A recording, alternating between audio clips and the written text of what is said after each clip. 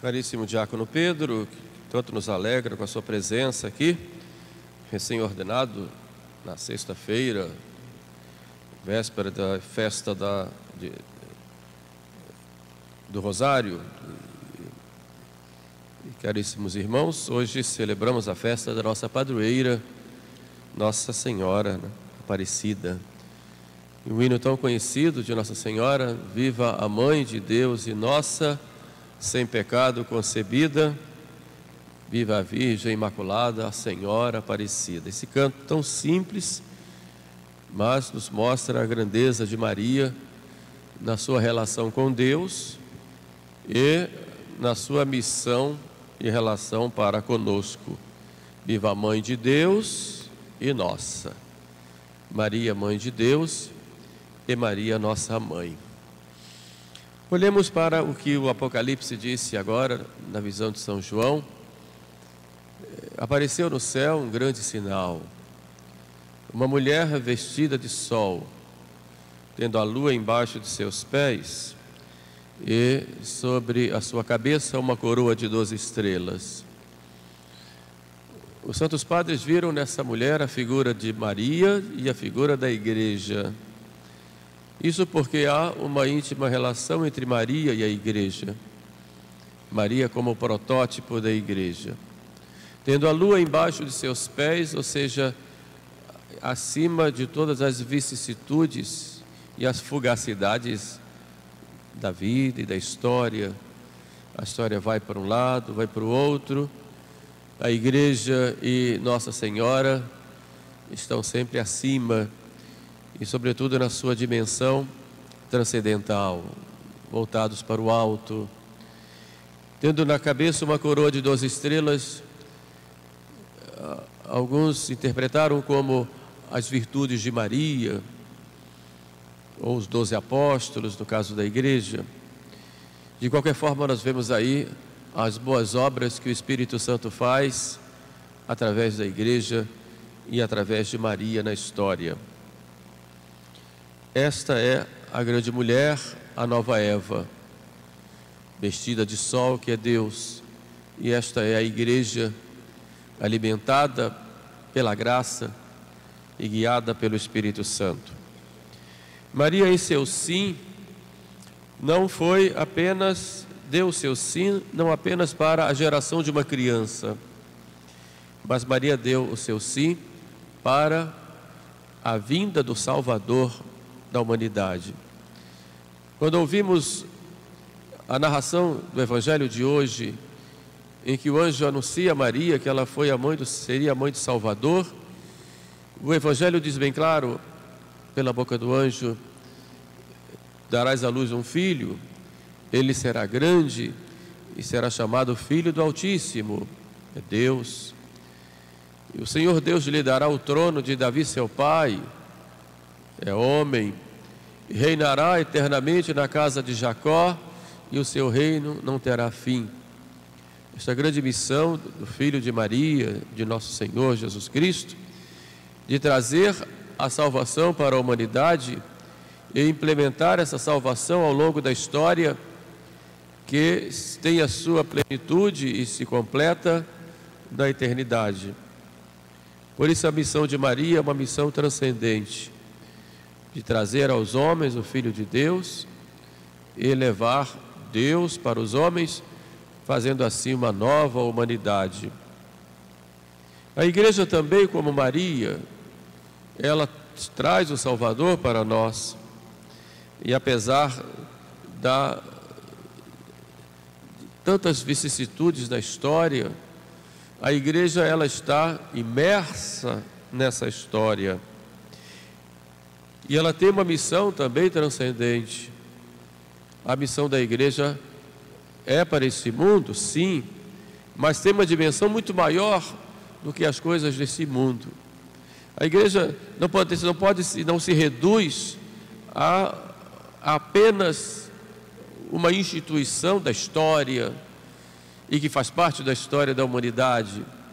Sabemos que a Igreja, ela construiu a civilização ocidental, que a Igreja transformou o mundo, que a Igreja sobre os escombros da velha Roma e do poderoso Império Romano, a igreja construiu toda uma civilização fecundada pelo Evangelho e transformou o mundo, transformando a humanidade. Mas a igreja não fica por aqui. Ela tem uma missão que vai além da história, que vai além dos espaços geográficos, que vai além dos nossos trabalhos apostólicos, que vai além das nossas obras de misericórdia, de caridade, das nossas diversas instituições, das nossas catedrais, dos nossos templos, dos nossos conventos, dos nossos hospitais, das nossas missões entre os pagãos. A igreja vai além das nossas universidades, das nossas pregações. A igreja vai além de tudo isso. A igreja está imersa na história, mas ela tem uma missão que é de levar o homem para a eternidade, de construir o homem novo, o novo Adão, que como filho de Deus seja levado e encontre a sua plenitude na vida eterna. Seria um reducionismo colocar a igreja para cuidar apenas das coisas do mundo, embora ela esteja aqui na terra, esteja comprometida também com a história. A igreja, ela tem algo muito maior, uma missão muito maior, que é a missão de levar as almas para o céu. Assim como Maria, o sim de Jesus, sim, o seu sim é para a salvação dos homens, assim também o sim constante da igreja, apesar das contrariedades que ela enfrenta, apesar da negativa de muitos homens, a igreja, ela continua firme, como um farol que conduz os homens todos à verdade. Mas olhemos nessa passagem do Apocalipse que acabamos de ouvir, vamos encontrar essa mulher em dores de parto. Esses dores de parto, se olhamos para Maria, lá diante de Simeão no templo, uma espada de dor transpassará o teu coração, a fim de que sejam revelados os segredos dos corações de muitos.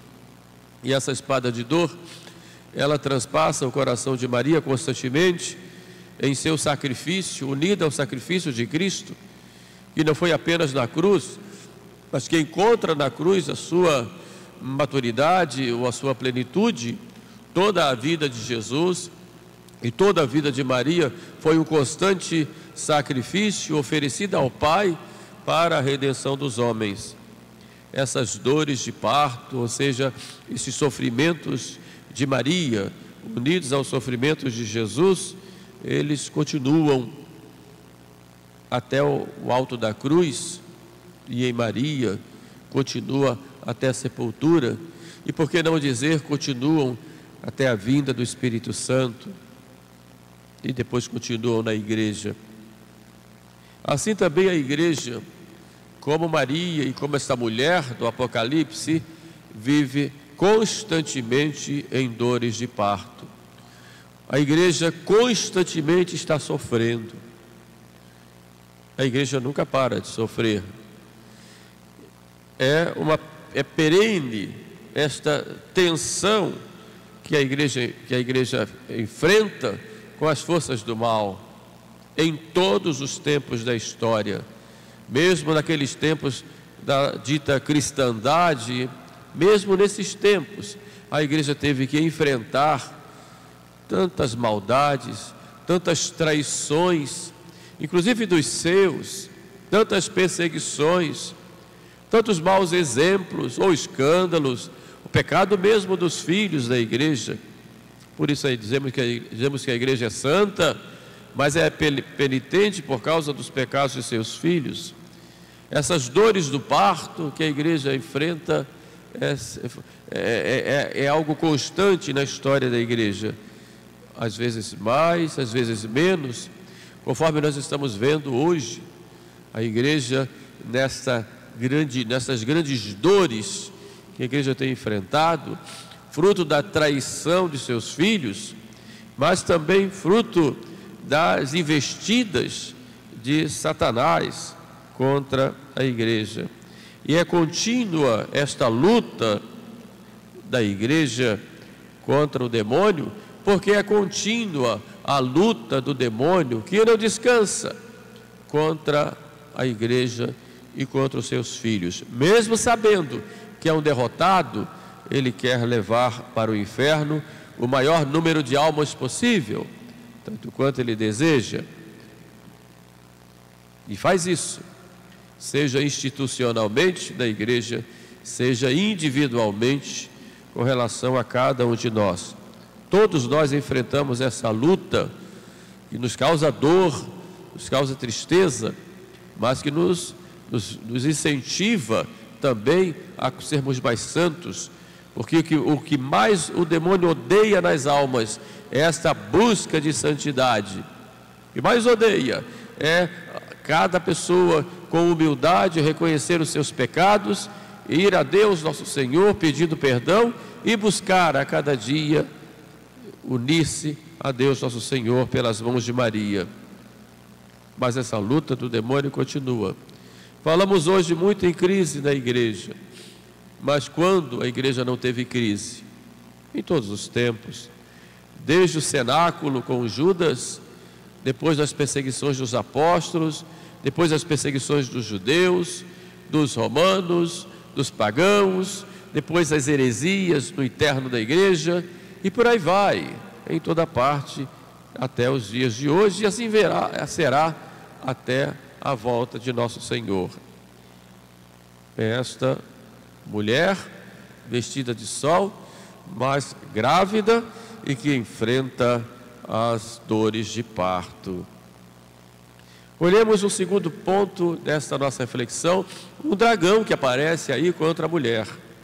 O dragão vermelho que, diante da mulher, quis devorar o seu filho.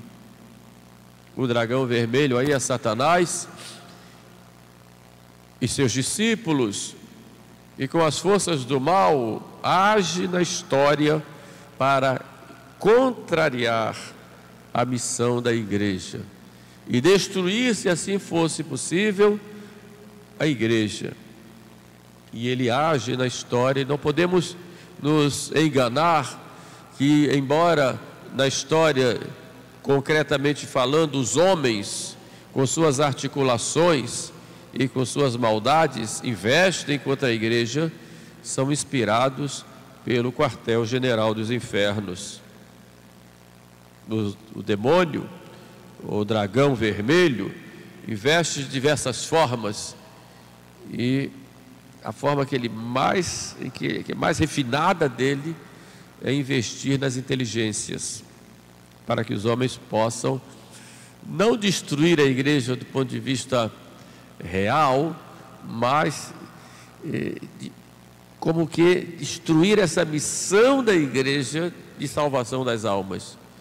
Por isso mexe na doutrina, mexe na moral e vai trabalhando para que os homens tenham na igreja apenas uma instituição humana e não uma instituição que se dedica à salvação das almas. E é um problema que nós enfrentamos em querermos fazer da igreja uma grande organização humana, apenas em detrimento da sua missão.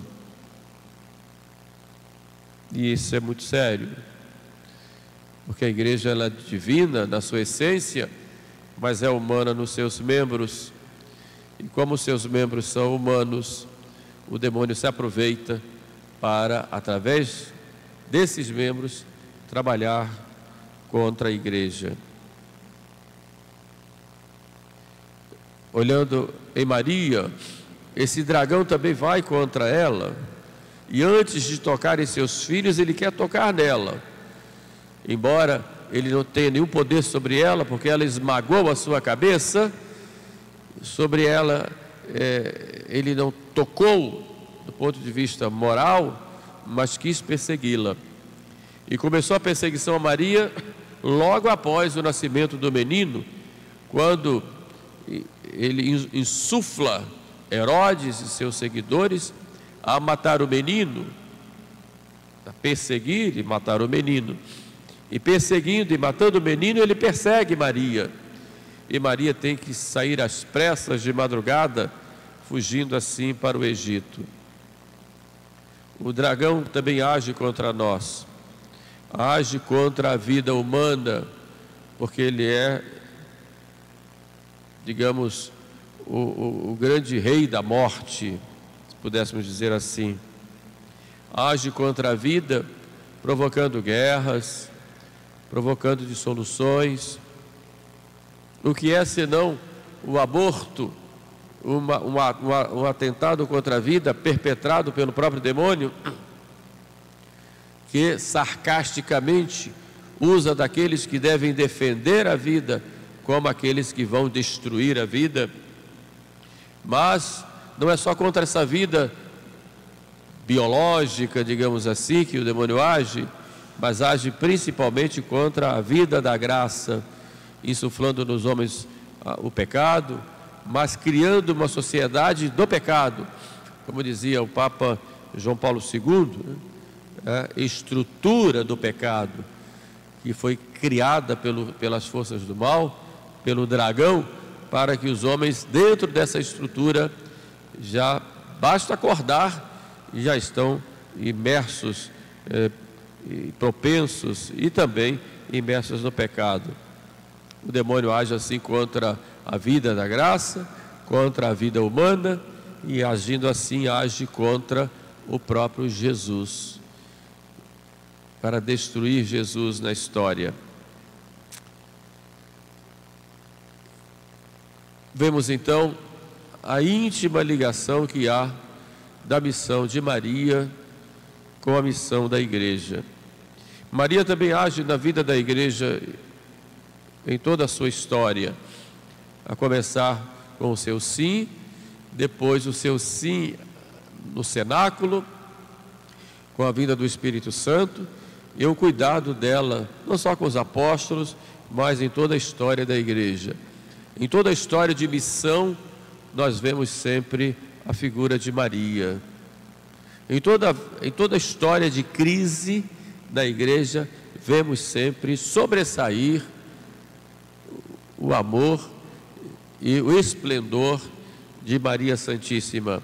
Em toda a história de cada homem que realmente quer amar a Deus, e mesmo que tenha caído e abandonado a sua vida de fé e de moral, para buscar o bem, o seu bem, a vida eterna, vamos sempre encontrar a figura de Maria em toda parte e em todos os tempos. Porque Maria, ela é mãe não só da cabeça, que é Jesus, mas ela é mãe também do corpo, que somos nós.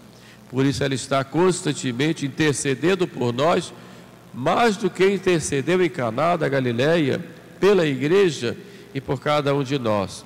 Ela é a nossa grande defensora contra o demônio, seja nas tentações, seja nas nossas crises, grande defensora da igreja contra todas essas forças que buscam destruir essa missão da igreja,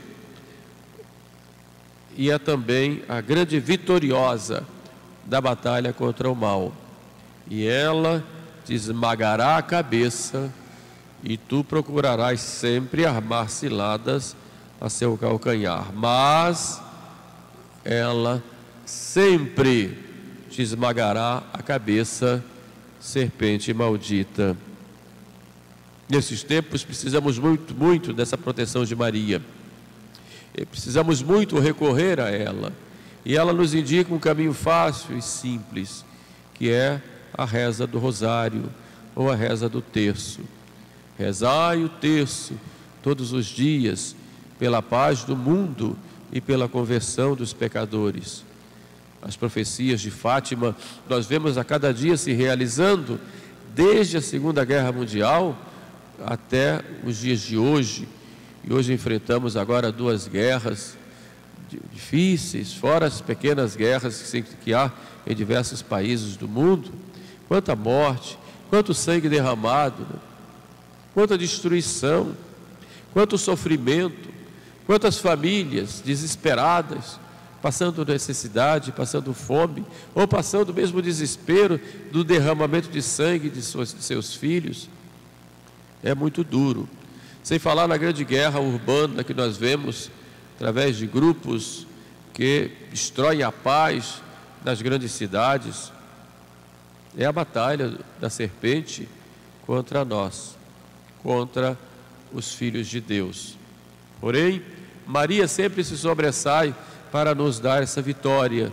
Por isso nos ensina e nos manda a rezarmos o terço, para salvarmos as nossas famílias, para nos unirmos à cruz de Cristo nos nossos sofrimentos, mas sobretudo para nos conduzir à vida eterna. Maria é um grande alento. Ela é mãe, mãe de Deus e nossa mãe. Por isso, no seu colo, no seu regaço, nós encontramos o descanso e a paz. Paz que é um dom de Deus, paz que deve ser buscada pelos homens, paz que deve ser paz das almas, para que depois possamos ter a paz das armas. Que Nossa Senhora Aparecida nos conduza sempre, nos inspire, nos proteja, nos defenda das ciladas do demônio, nos levante nas nossas quedas e nos conduza sempre ao céu. Amém.